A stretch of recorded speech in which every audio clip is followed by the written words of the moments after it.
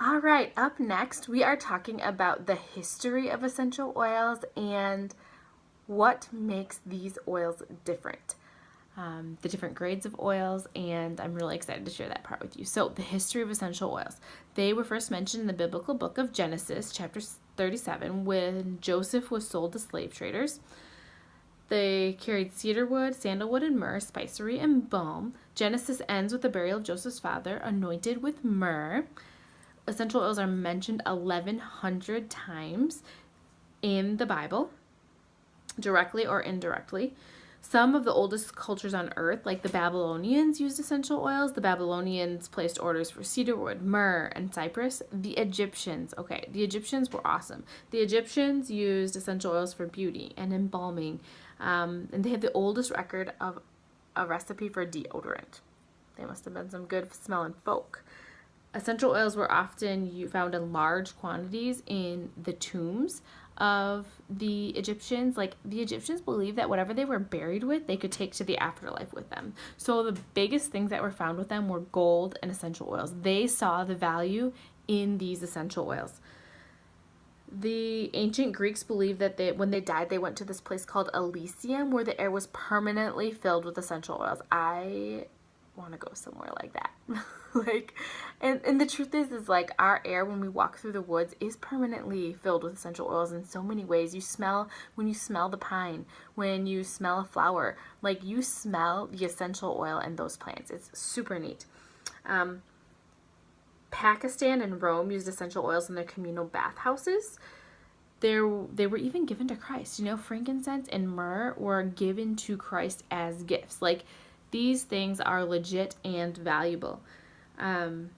Frankincense is sometimes referred to as the coconut oil of essential oils. Like, we know coconut oil is good for so many things. The list goes on and on and on and on. Like, we use it for a lot of things. And so frankincense is kind of like that.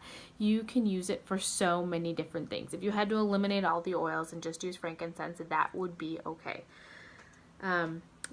Jesus' own name, Messiah, means anointed one, which is a direct reference to essential oils.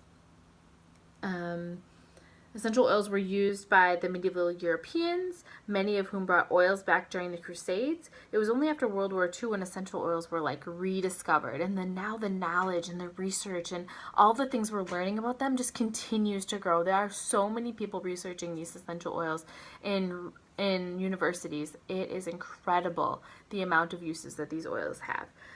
According to a study, essential oils can affect every single cell in the body within 20 minutes. 20 minutes affect every cell in the body. And they metabolize just like all other nutrients. So they're not metabolized like a chemical, like when you have chemical exposure and your kidneys and your liver are like, what do we do with this? Not like that at all. So that is the history of essential oils. So do these work? Do essential oils work? That is the age-old question, right? I used my first essential oil 12 years ago when I was first introduced to a bottle of peppermint in beauty school. And you know what? I rubbed it on. It felt nice, but there was no real significant change that I felt at that time.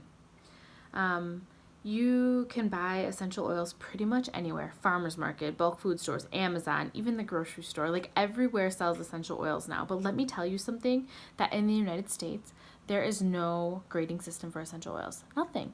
The only thing that we have is an FDA requirement that in order to be considered pure, they all have to have 5% of whatever's on the label inside of it. So, for instance, if you want a pure bottle of peppermint, according to the FDA, if the bottle has 100 drops, only 5 have to be peppermint. The other 95 can be anything. Solvents, alcohol, synthetic things, things that they use to extract essential oils more from the plant.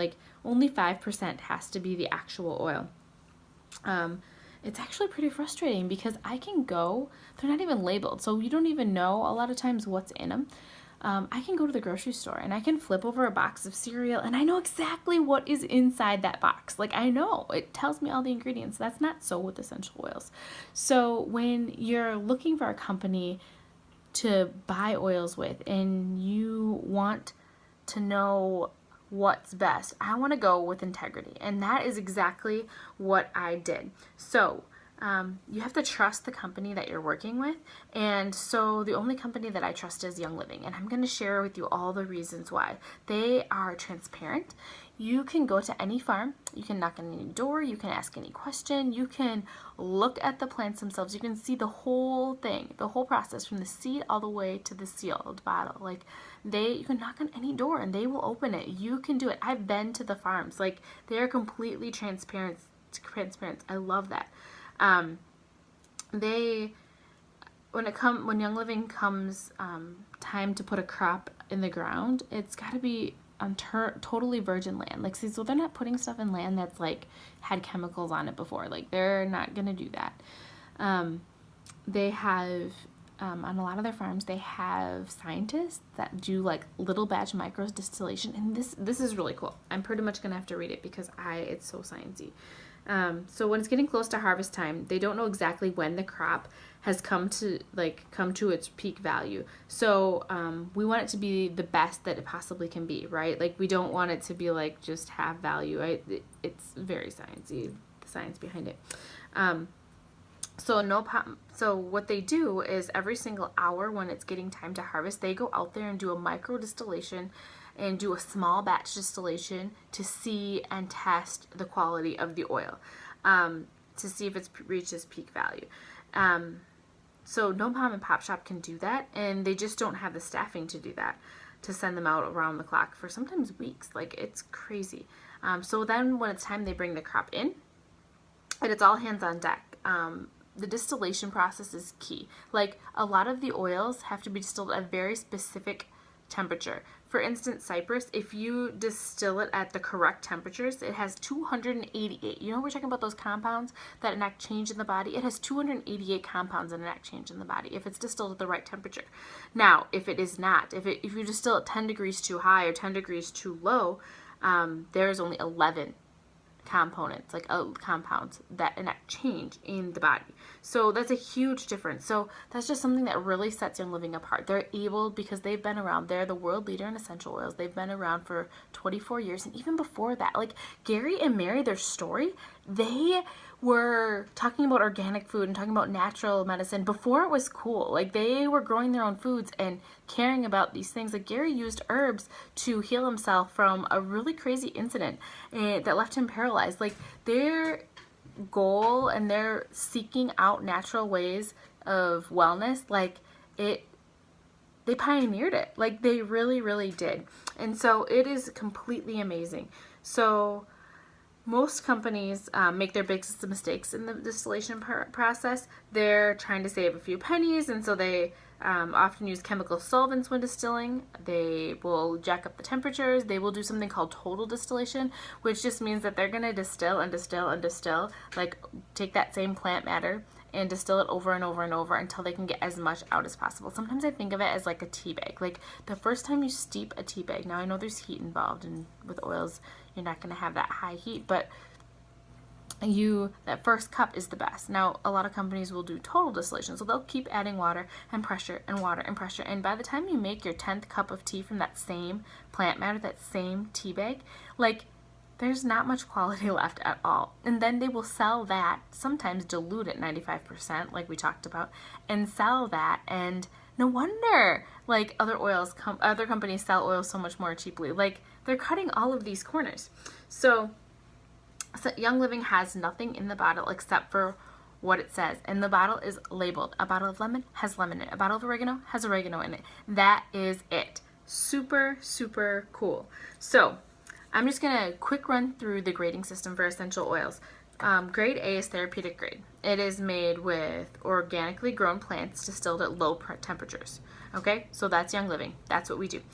Level 2 is grade B oils that are food grade but may contain synthetics, pesticides, fertilizers, chemical extenders, and carrier oils. Now, like we said, you can consume a lot of chemicals that are approved by the FDA in your foods and things. So this might still be food grade, but you're going to be getting some of those things that you don't want into your oils. And like we said, these essential oils absorb into the skin and they circulate through your body, and so your body is taking these chemicals in. All right. So grade C are perfume oils that contain adulterating chemicals. They use solvents, for example, hexane, to gain a higher yield. A lot of the solvents are cancerous, so you definitely want to avoid those. And this is usually what you find at most grocery stores and most bulk food stores, like this grade C. They may be diluted, like I said, 80 to 95%, and still be considered pure. It's crazy. So grade D is fluoro water. It's a leftover water that you get after you distill the grade A oil. So Young Living will distill and have that fluoro water that's left over. That would be grade D. And some companies take that fluoro water and sell it as an essential oil. It is absolutely insane. So grade D would be like walking into your fridge, taking a glass of water, diluting it 95, or glass of orange juice, diluting it 95%, and being like, hey, here's orange juice, you want it? So you have 1 ounce orange juice, and you have, less than 1 ounce. You have a teaspoon of orange juice, and the rest is water. That is what they're doing. And so there is no quality left with that. So those are the oils. So I am excited to share more. Stick around for the next video.